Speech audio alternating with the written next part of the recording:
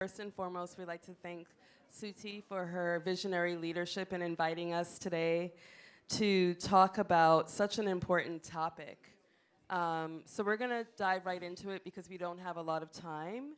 And I'm going to start my questions with Adrianne. So to create meaningful change, brands must move beyond performative DEI and embed inclusivity into their core strategies. You've made history by creating inclusive spaces like Inkwell Beach, here at Cannes, and at Davos. How can brands go beyond performative DEI to truly disrupt systems and embed inclusivity into the core of their innovation strategies? That sounds like a really serious question to probably the simplest answer that I can think of. And a part of that is really understanding the value of what DEI, and I say DEI proudly, diversity, equity, and inclusion actually means. I think one of the primary problems, and why it's so difficult to embed it into the system, is because culturally, agencies and people within the agencies or brands don't truly understand what the meaning of diversity, equity, and inclusion is, or how it actually, and who it actually benefits. And I think once we sort of build a collective culture and understanding of what it means for our organizations, and it's 5 of us here, based on the culture of our organization, diversity, equity, and inclusion might mean something very different because it means something very different all over the world. But if we understand the fundamentals that diversity, equity, and inclusion is really about the human connection and how we work collectively as humans to ultimately sustain the bottom line of an organization's business, then I think, adopting and understanding that principle is key. So I would say, number one, define what it means for your culture. Stick to that and make sure everyone in your organizations adheres to it like they know their name, right? Or who they are as individuals as a core. So you really have to embed it, right, and really be mission aligned with DEI. So I'm going to pivot to Asha. So data and technology can be powerful tools for measuring inclusivity and driving change. With SeeMe Index leveraging responsible AI to measure inclusivity, how do you see data and technology challenging conventional ways brands approach representation and engagement? Absolutely. Well, thanks for coming today, everyone, and thanks for having us, and Shelley for moderating. What we really see responsible AI and SeeMe Index able to unlock is data that we didn't have before on what inclusion looks like and what it looks like to be successful at inclusion. So we are always measuring a brand and their top competitors so they have the context of how they're performing when it comes to inclusivity. For a long time, brands had to do a lot of guesswork about what inclusive marketing looked like, and we wanted to eliminate that as the reason that some brands didn't take action in the space. And the data that we're unlocking with AI is super powerful. So for example, when we take a look at the beauty industry, we see that across ads, people with lighter skin tones get about 3 times more screen time than people with deeper skin tones. What this means is an average of 12 seconds versus 3 seconds. And that's really powerful when you see that data. And before you have data like that, you're sort of questioning or thinking you might be making the right efforts or accomplishing your inclusivity goals. But the data helps us really give a roadmap to brands and the industry of how they can take steps forward to be even more inclusive. Excellent. So I'm going to pivot now to, since we're talking about beauty, to Aïda. So the beauty industry is constantly evolving, and legacy brands must innovate to stay relevant. As a driver of transformation at global beauty brands, how do you preserve legacy and heritage while innovating for today's diverse consumer? That's a loaded question. No, I think, especially for a brand like MAC, we're very, very clear on what our brand stands for, which is, everything about, it's all ages, all races, all genders. So it's a brand that was founded with inclusivity, artistry, and cultural impact at the core of the brand. So it means that we just need to stay true to who we are, but evolve what inclusivity means for today's consumer what does artistry means, and for a younger generation, or how do you create cultural impact for today's day and age? So I'll just give an example, like all our innovations are built and shaped with those three things in mind. So we used to, 40 years ago, we launched 40 shades of foundation, which was, unheard of. I mean, that was the only brand I could use at the time. Not 40 years ago, but a long time.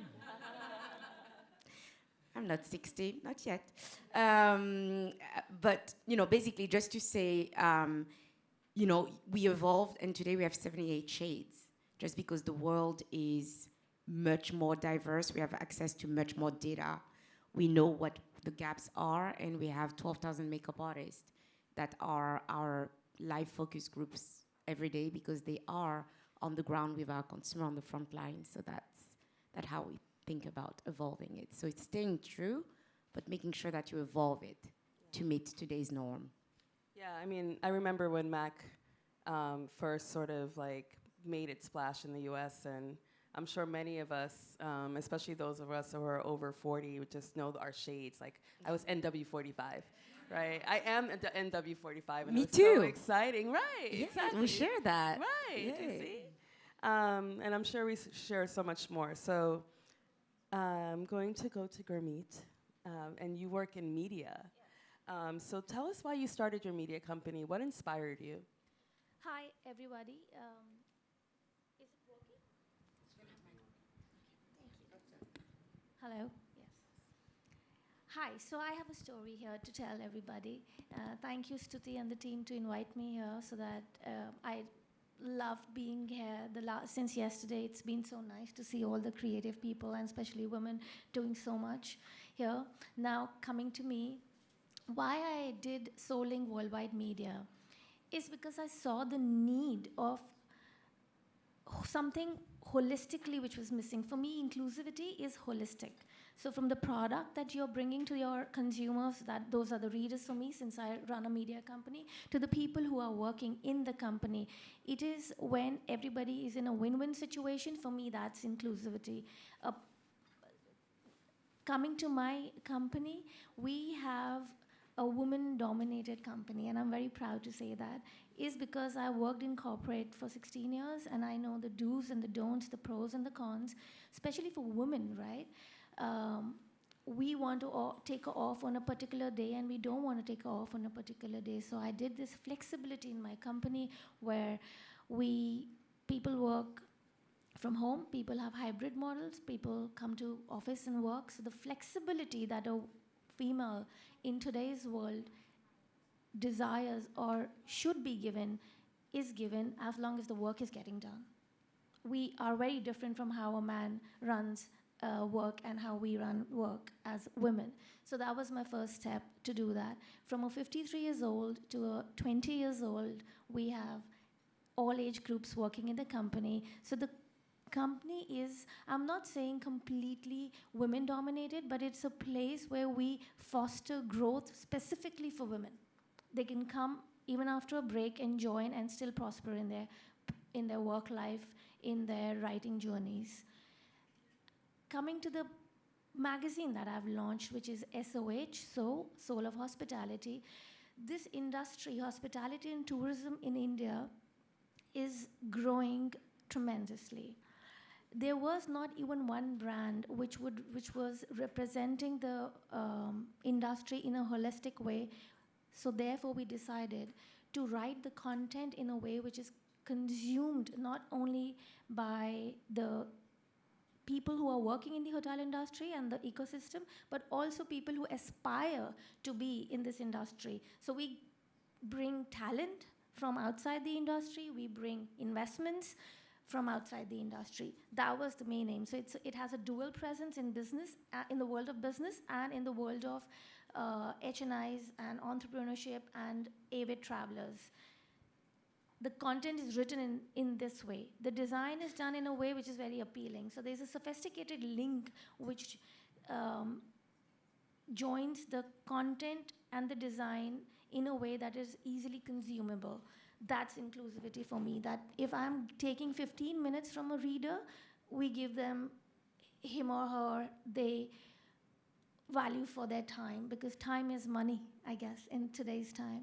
And last point is women are, I feel women are in a need where they need to be given an opportunity to work with their own pace, not necessarily getting bogged down with the times, with the equations that companies have so long followed. And that's what the media company aims to do. Thank you. Thank you. So I'm going to go back to Adrianne, and we're going to talk a bit about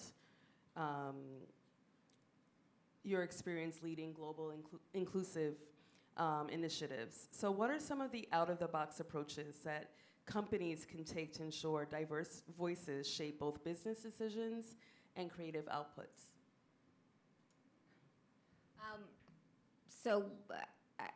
One thing I would say, and having been able to pull off like events like the Inkwell Beach Cannes and Inkwell Beach Davos, is I didn't ask for permission to do the work. I didn't ask for permission to set up shop to do it. We just did it. We found partners and we got the money and we just showed up and people took notice. I think if brands want to continue to do the work, they have to do a little less talking about it, which is one of my kind of mottos. Just don't talk about it, be about it. Just do the work, create the opportunities, and create access. Being outside of the box is like just doing the work, right? Just creating a moment and environment and culture where people belong and people feel like they belong and they can have the access to succeed. Like, transform your space into a space where people feel like they belong and they can understand their reason why they're connected to your community and to your culture. Like, understanding why I'm here and why I belong, knowing that, in my mind, is revolutionary, right? Because you've been able to claim your space in a place and to claim your tribe around you to work with it. So if an organization can help the individuals that make it up feel and understand their reason why, like, I belong in this space, they're going to perform for you in ways that they never have. So if you're just very human-centric in your ideals that make up the corporate ideals and they're sort of synonymous in some way, I think that's the revolution, right? Turning back into connecting the important thing that makes the organization thrive. We're dehumanizing work through AI, and we know as we put our human selves into it to navigate it, we got to make sure that it still connects with that human live thing. So again, back to the revolutionary part of it, the out-of-the-box thinking is staying in the human box, right? Don't try to be something or someone that you're not without taking the risk of being and doing, if that makes sense. It just sounds like to me like the obvious way to do it is just to stay connected to who we are as individuals, keep the culture strong, but giving people that reason to believe in themselves and connect to the culture. Inkwell is definitely, last year was my first year at Cannes, and we come as DEI delegates. Our company is invited through a program called ERA. It's equity, representation, and accessibility. Mm-hmm. And I remember when I came to Inkwell for the first time, it was just like, wow. I mean, the energy, the people, the thought leadership. So anyone who hasn't been to Inkwell, make sure you pull up. It's really, really. So can I ask a question? How many of you is this your first time coming to the Lions Festival? A good majority of you, right? The way it looks today did not look that way when I came for the first time in 2017. When I came here for the first time in 2017, out of the 20,000 people that were here, only 200 looked like me. Mm-hmm. And that was the good year. That was a really good year for the Lions Festival, for 200 people of color to be there. And the people of color that were here were either the help or the entertainment. So all of the thought leaders that you see here, the community that's building and growing, did not exist. But the interesting thing was the topic of conversation that year was, how could the Cannes Lions Festival be more inclusive? And I thought, wow, that's a trick question.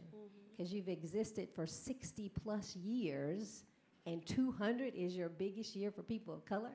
So I took it upon myself, and I hope you guys don't mind if I just tell a quick story, to make sure that we brought some ambassadors from the US that look like me to participate in the Young Lions Academy. When I tell you these young people showed up and showed out, I was ear hustling on a conversation with the deans, and they were like, there are these 2 black girls from America who are killing the game, changing the trajectory of the conversation. This is our best year. I was like, wow, well, who are you talking about? They said Alex and Jenna, which were 2 of the young ladies that I brought to the program. So they changed the energy, the level. Being inclusive made a difference in how their cohort operated. And the other thing that was even more important was that one of the young ladies said, Adrianne, thank you so much for creating this program, because now I know I can compete on an international level and that I have the option to live somewhere else outside of the US. So wow, right? So that's when I dug myself in, 10 toes down. The next year we were able to bring 25 young people back and host the first diversity, equity, and inclusion beach activation in the history of Cannes Lions, and called it Inkwell Beach after Martha's Vineyard, Inkwell Beach. And now the energy at Cannes Lions is just so different, so much more, in a way, inclusive, but it just shifted the culture a bit. You know, it's more lively. We're able to have these conversations like this in an environment that is more provocative, you know, because it allows people to bring their different perspectives from all over the world. Thank you for that. So Aïda, leading at MAC, Revlon, and L'Oreal, what bold moves or mindset shifts, so Adrianne just talked about hers, helped you challenge traditional beauty norms and champion inclusive storytelling? Well, it's personal for me. You know, look at me. Not very represented in the world of corporate, you know, but also not really served as a consumer at the time I started to work. So one anecdote I always tell, Asha was with me this morning on the panel, but when I was getting married, almost a couple of decades ago, I was living in Paris then. And at the time, you didn't have, you know, a cohort of makeup artists who will come to your wedding and, you know, do your makeup and one of the people in the wedding. So you literally had to go to a counter, try to kind of figure out the look you wanted and recreate it at home. So I went to Galeries Lafayette, which is one of the French high-end department stores. And I hit the first counter and I was like, I'm getting married, oh my God. Can you help me with my makeup look? And they look at me and they're like, well, we don't have a shade for you. And, you know, okay, first stop. Second stop, same. We don't have a shift for you. Third stop, fourth stop. I was so bummed. Something that was supposed to be super exciting became like just the worst, you know, experience of somebody that didn't feel like, you know, I belonged. And then like I was about to leave and the lady at that fourth counter was like, I'm so sorry, I don't have any shade for you, but go there and ask them. They probably have something for you. So she was pointing toward the back counter. And I went there and I was disheveled, but the artist sat me on the chair, asked me all the questions, made me feel, you know, better about the experience and, you know, matched my shade, co-create looks with me. And, you know, I walk out with like a bag full of product. And I was like, wow, this was an amazing insight of like, WTF, nobody has my shades. And WTF, what is that brand? You know, so, you know, just like all the feels. And, you know, many years later, I'm at the head of the brand. And it's personal, you know, it's just I understand inclusivity for me personally, but I'm one individual. There's many other people for which inclusivity doesn't look like, you know, what I need. So it's really making sure that you don't leave anybody out, basically. And how brands can accomplish that, center on your value. It doesn't matter if it brings money or not. I've been working in beauty for a long time. I've been sitting with merchants or buyers telling me, oh, we're not going to take these shades because it doesn't work out. Guess what? It was always the darkest shades. MAC didn't care. you know. They launched the brand with 40 shades of foundation when shade range was not even a thing. So today we have 78 shades and keep growing. So it's personal, and I'm very proud of the work that MAC has been doing since. Yes. And it's just wonderful to see. I was at the MAC party earlier this week, and I had my makeup done. I was there hanging out with Asha a little bit, and just to see MAC being present here at Cannes and all of the wonderful like turquoise eyeliner that I have on today. It's really, really fun and playful. So I'm going to go to Gurmeet. What roles does our authentic storytelling that's very rooted in hospitality play in driving innovation, and how can media pioneers like yourself lead that change? How do you do that? First of all, to be the media company and not turn yourself into an event company. The commercialization of editorial, the content is where the problem is. So to retain the content as the king and to make design as important as the content is the first step. Is it king or queen? Sorry? Is content king or is it queen? Content is king, design is queen, because design is aesthetic. Content is factual, research, investigative, all of that. Let that be male. Sorry, I lost the thought. So that was the first step, to have content, very, very important, to have design there, to not lose it with commercialization, right? That was, I would say that's the most important thing. And then to weave in all the stakeholders, not necessarily always talking to the leading voices, was actually talking to the people at grassroots, right? How a housekeeper or how a wildlife guide completely transforms one's travel experience. It's not always about the people in leadership roles. It's also about including people right from the bottom. That's one more thing that we personally, at the team, we have this, in the company, we have this value system to include everybody, not only the leading voices. That's how we bring in the storytelling, and also to bring in the cultural aspect of the place, of the geography that we are writing about, or the person that we are talking about. We bring out the personalities of people we are interviewing, not necessarily the position that they're working on.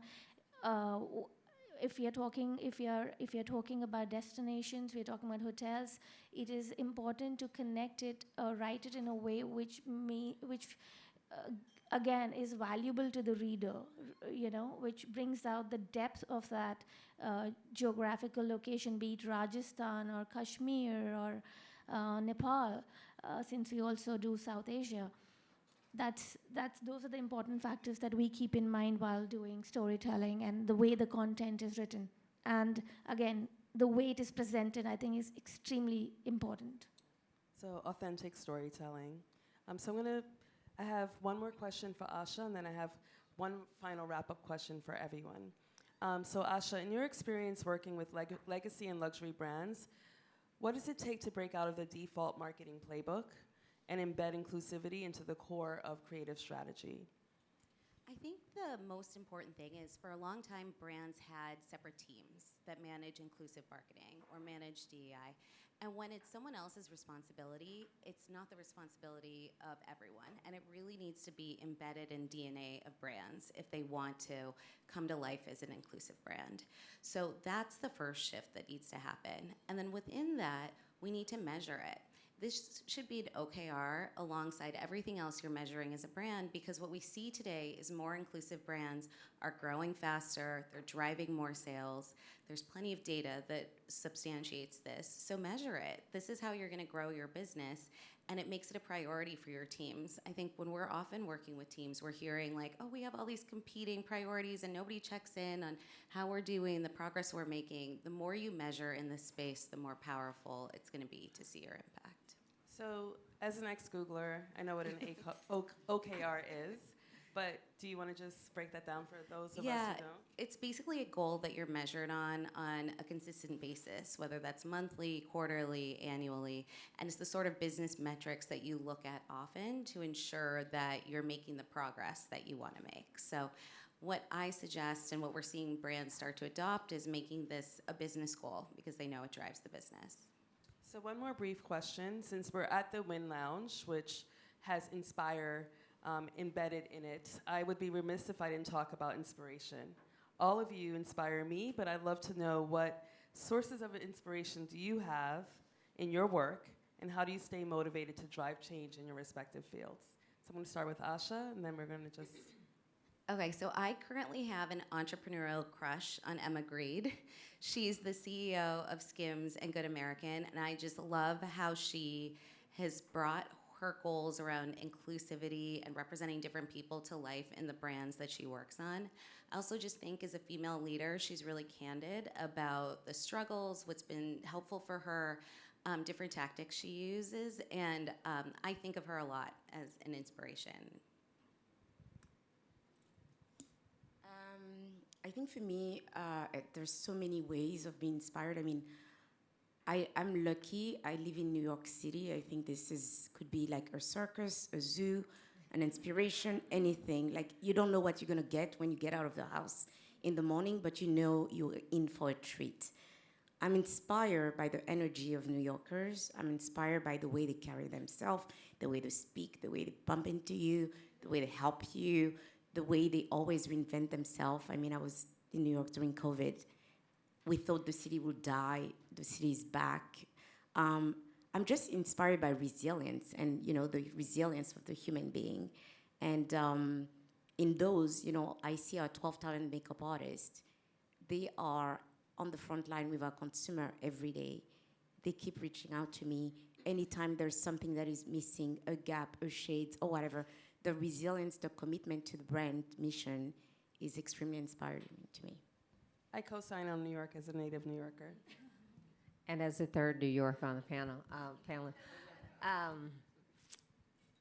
I'm a firm believer in succession planning and building legacy. I don't have children, so I'm all about who's got next, the next generation of leaders. I know that I'm not going to be here forever, so whatever I do and whatever impact I have, I know is very important. So what and who inspires me, are the young people who are coming after me. The Can Diversity Collective in Inkwell Beach is run 100% off of volunteers, including myself. I have a day job, right? I'm the Chief Impact and Inclusion and Impact Officer at FleishmanHillard. But to be able to give to and provide access to young people, and then they turn around and donate their time, which is like the most valuable asset I think we have, to give back to the organization, to volunteer, or some of them go back and tell their companies to invest and pay for the next person to come along, or they themselves as entrepreneurs will spend and invite a new ambassador to come into the next thing. That says there's hope, right? Young people find something to believe in, that they commit their time, their resources, their relationships to give back. So it gives me hope. So despite everything that we're experiencing right now, we're able to come back to the Lions Festival in our 5th year. During this time, we are still here as a DEI-inspired or an inclusion-inspired space. Speaks volumes to the young people and the people who say, we don't care what's happening, don't believe the hype, DEI will never die, and we're just going to keep moving forward. So being in the creative field and the personality that I am, it's not one person or one incident that I can point out of being inspired, but I get inspired exactly as you are. From everything, from the daily life that you go through, the travels that you take. There's this one person who would just do their job right, be it a delivery pizza boy or a saleswoman at Chanel, to talking to a leader in hospitality. I pick up from anybody who's doing their work with great zeal and passion and commitment and does it in a way that makes the gives an makes the experience nicer for the other person, or at least imparts some value system to the other person. The second thing is that I get inspired by nature, by design, because that then translates into how you do your work back home, right? And the wisdom of people who are elder to me, I do get inspired by them, but I also get inspired by the Gen Z who truly values their time and have a different level of perspective when it comes to living life. And I'm a millennial, so I'm like, okay, yeah, this is right and that's right too. So I get to learn more about how to live the life more beautifully, not get totally drenched into work like generation before me, and not completely let go of work like the Gen Zs who have more, whose understanding of living is different. So I pick up from everybody around me actually, and see how I can imbibe that into my living and making sense of what I'm doing in life. Thank you. So I believe that's all the time we have for today's panel. So thank you again to Stuti for putting together not only this panel, but this entire day of programming. So let's give her a round of applause.